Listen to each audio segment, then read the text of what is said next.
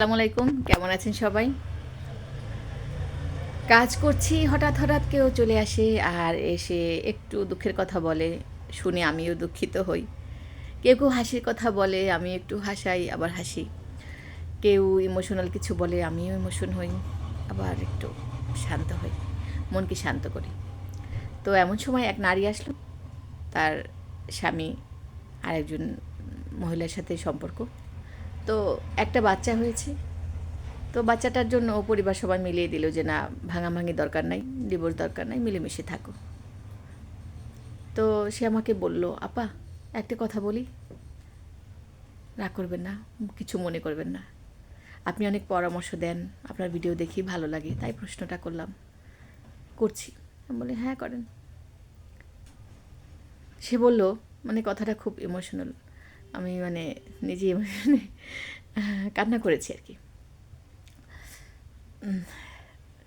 কথাটা ছিল এটা যে, বললো আপা, আমার স্বামী ওই মেয়ের সাথে সম্পর্ক ভাঙার পর, ভাঙার আগেও কিছু কিছু লিখতো, আমি বুঝতাম না। বলতো যে আমি আর কবিতা লিখতে ইচ্ছা করে, আমি তো পারি না, এই হাবিজাবি লিখি। আর ওই মেয়েও কিছু কিছু লিখতো, তো তারা তো এরকম দক্ষ কবি না, বুঝতে পারি তারা কেউ কাউকে নিয়ে লিখছে। তো গত কয়েকদিন ধরে তার খুব লেখালেখি দেখে আমার খুব কান্না পাচ্ছি। আমি বললাম কেন কাঁদেন?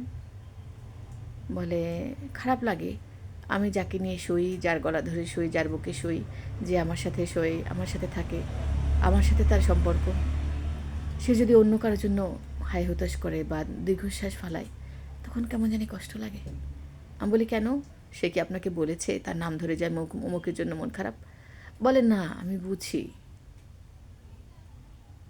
যে বুকে আমি এতদিন শুয়েছি, তখন যে আবেগ পেয়েছি, এখন সেটা না কম লাগে, অনেকটা কম লাগে, কমতে ফিল করি আমি। আমি বুঝি। আমি বললাম ও আচ্ছা, তো বুঝি কী করবেন?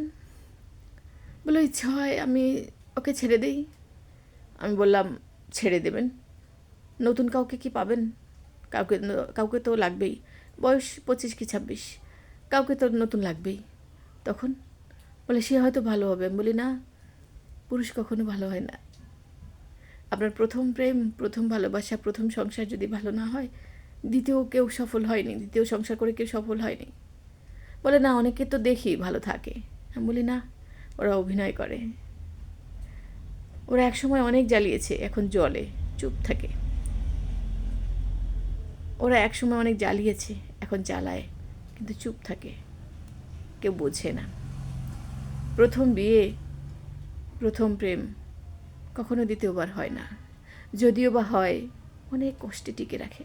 পুরুষরা দ্বিতীয় বিয়েতে বেশিরভাগ খুশি থাকে, কারণ কি জানে যে এই বউটাও চলে গেলে মানুষ আমাকে খারাপ বলবে। নারী প্রথম থেকেই চেষ্টা করে ধরে রাখতে, যদি না পারে দ্বিতীয়টা আরও আঁকড়ে ধরে। যদি এটাও যায়, মানুষ হাসবে, কি বলবে সমাজ। প্রেমের চিন্তা সবাই করে না, সংসারটা ধরে রাখার চিন্তা করে, বাচ্চার দিকে তাকিয়ে, সংসারের দিকে তাকিয়ে। প্রেমটা আসলে বেশি দিন থাকেও না, ওটা ওই নতুন পোশাকের মতো। একটা পোশাক 2 দিন পরার পরে ওটার নতুনের টেস্টটা চলে যায়। তো দ্বিতীয় বা অনেক দিন এটা ব্যবহার করা মানে কি জানেন, এটা আমি অনেক টাকা দিয়ে কিনেছি, এটা ব্যবহার করে আমাকে শেষ করতে হবে, পুরনো না পর্যন্ত ছেঁড়া পর্যন্ত আমি এটা ফালাবো না। ঠিক প্রেমটাও এরকম, প্রেমটা বেশি দিন টেকে না। প্রেম, ভালোবাসা, আকর্ষণ বিয়ের আগেই থাকে, বিয়ের পরে থাকে শুধু দায়িত্ববোধ। যে নারীটা বিয়ের আগে একটা মেসেজের আশায়, ফোনের আশায় বসে থাকতো কখন সে কল দেবে, কখন তার সাথে কথা বলবো, সেই মেয়েটা বিয়ের পরে খুব সকালে উঠে সবার জন্য নাস্তা রেডি করে, সবাইকে খাওয়ায়, সবাই যেন ভালো থাকে, সবাই যেন সুস্থ থাকে। প্রেমের কথা তার মনেই থাকে না, সুন্দর ভাষা তার মুখে আসেই না, তখন শুধু চিন্তা, এই এটা করছো, এই ওটা করছো, এটা হচ্ছে।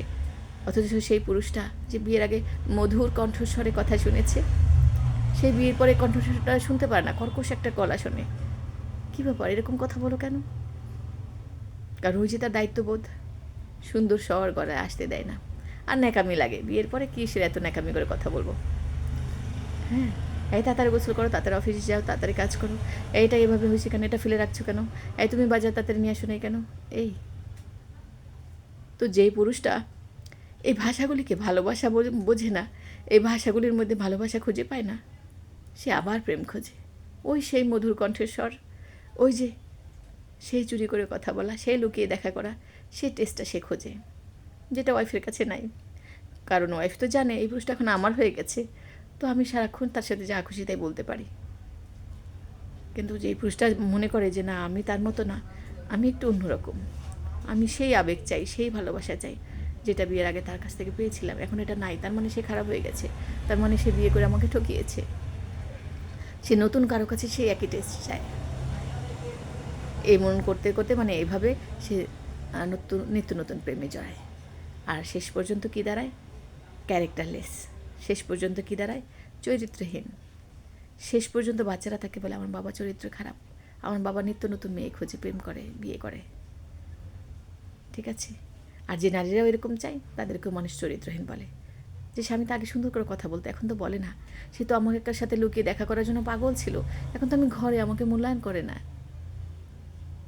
সুতরাং কষ্টে কাঁদে কারা? বেশি কষ্ট পায় কারা? বোকারা। আর বোকারা এইরকম প্রেম খোঁজে। বিয়ের পরে এই প্রেমটা থাকে না, কারো মধ্যেই থাকে না। দায়িত্ববোধ থাকে। যাদের মধ্যে দায়িত্ববোধ আছে, যারা, যে পুরুষটা চিন্তা করে দিন শেষে আমার পরিবারটা আমার আশায় বসে থাকে, যে পুরুষটা চিন্তা করে দিন শেষে এই পরিবারের মানুষগুলি আমার আশায় থাকে, আমি কখন ঘরে আসব, দুহাত ভরে বাজার নিয়ে আসবো, সবাইকে খাবার দাবার দেবো, সবার দেখাশোনা করবো, কে কেমন আছে খোঁজখবর নিব, সেই পুরুষটা কখনো দ্বিতীয় প্রেমে জড়ায় না, বিয়েতে জড়ায় না। আর যে নারীটা চিন্তা করে দিন শেষে এই পুরুষটা আমার কাছে আসবে, ঘরেই আসবে, আর এই পুরুষটাই আমার, আর এই সংসারটার দায়িত্ব আমার, সবাই খেয়েছে কিনা, পড়েছে কিনা, সব দায়িত্বগুলি দেখব, সে কখনো পরপুরুষের সাথে কথা বলারও সময় পায় না, বলেও না। সময় কোথায়? কিন্তু আমার শখের পুরুষ, আমার শখের মানুষটা যদি অন্য কারোর সাথে বসে টিস করে, আমার তো ইচ্ছে করবে একটু আমিও দেখি, টেস্ট করে দেখি আমি যখন কারোর সাথে কথা বলি তার কেমন লাগে। কারণ কাঁটা দিয়ে কাঁটা তুলতে হয়, এই কাঁটা দিয়ে কাঁটা তুলতে গিয়ে কিছু মেয়ে আটকে যায়, শেষে বদনাম, বিচ্ছেদ। আমরা চাই না এমন সমাজ, আমরা চাই সুস্থ সুন্দর একটা সমাজ যেখানে এরকম কোনো কিছুই থাকবে না। সম্পর্কটা ধরে রাখতে হবে।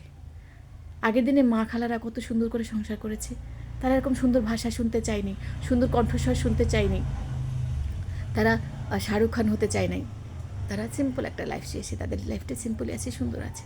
কিন্তু আমরা এখনকার যুগের মানুষ, আমরা অতিরিক্ত চেয়ে, বেশি ভালোবাসা চেয়ে, বেশি ভালোবাসা পেয়ে, বেশি আগ্রহ দেখিয়ে, বেশি রোমান্টিক হয়ে আমরা এখন সব নষ্ট হচ্ছি, আমরা নষ্ট একটা সমাজ উপহার দিচ্ছি। আগের সেই মূর্খ মা বাবাগুলি এখন আমাদের দেখে আসে, তোরা কিসে শিক্ষিত রে, তোরা তো কিছুই পারিস না, তোদের সংসার টেকে না, তোদের সন্তান টেকে না, তোরা সব দিকে খারাপই পেয়েছিস, তাহলে বই পড়ে কী হলো, এত গাদা গাদা বই পড়ে? তার চেয়ে আমরাই ভালো আছি, আমরা মূর্খ, বই পড়িনি, ওদের কাছে আমরা ছোট হয়ে যাই। সুতরাং আসুন সবাই মিলে সুন্দর একটা সমাজ উপহার দিই, আমাদের বাচ্চারা যেন আমাদের কাছে দাঁড়িয়ে গর্ব করে বলতে পারে এরাই আমার বাবা মা, এরা ভালো, এরা ক্যারেক্টারলেস না, এরা সমাজে কোনো খারাপ কিছু ঘটায় না, খারাপ কিছু রটায় না, এরা মিথ্যা বলে না, এদের চরিত্র ভালো, এরা সত্য বলে, এরা আমাদের ভালো বাবা মা। তো আজকের ভিডিও এখানে রাখছি, সবাই ভালো থাকেন, সবাইকে ভালো রাখেন, নিজের চরিত্রে কালি লাগাবেন না। দ্বিতীয় বিয়ে, দ্বিতীয় প্রেম কখনো কারোর জন্য সুখ বয়ে আনে না, দুঃখ ছাড়া। আল্লাহ হাফেজ।